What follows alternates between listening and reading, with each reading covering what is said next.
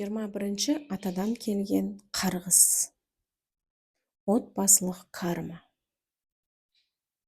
Бірде бір әйел денсаулықпен қатты сыналып, өмір сүруге ешқандай қауқары қалмайды.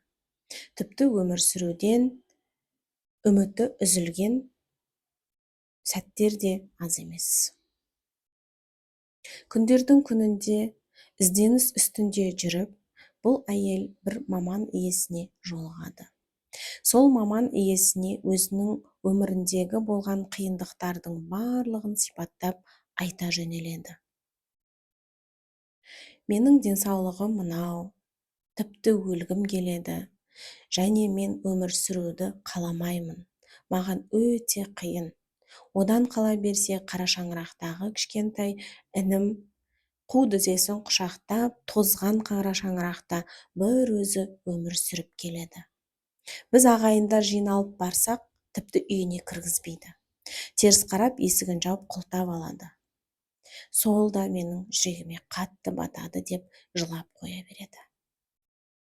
Әлгі маман иесі бұл жағдайдың түйінін анықтауға кіріседі.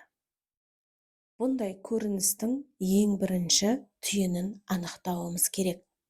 Бұның түйіні 21 атадан келген қарғыс болып табылады. Ол дегенім, айдаһардың заманы деседі.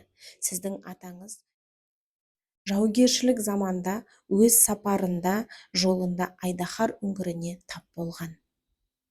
Осы айдаһар үңгірінен айдаһардың бірнеше жұмыртқасын көріп, осы жұмыртқадан біз арылайық, немесе біздің ұрпағымызды бұлар жойқындайды деп, сол сәтте сол жұмыртқаны өз әскерімен майқандаған. Сол сәттен бастап бұл жаратылыстың үлкен қаһарына ұшыраған. Сол себепті қазіргі таңда сіздің әулеттегі ең үлкен қарғыс мынау ер балдарға келіп жатқан қара бұлт деп түсіндірді.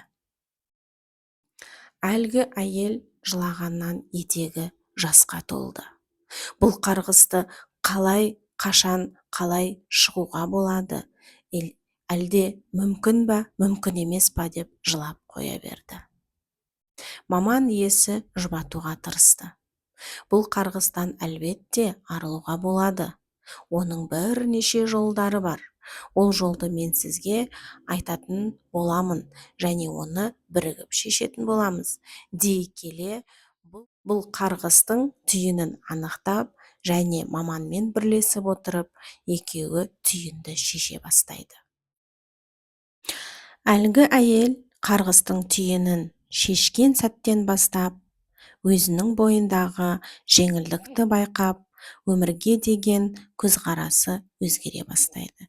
Күн өткен сайын денсаулығы да жақсарып келеді. Сондықтан маман иесінің айтқан сөзі есімде қатты қалды.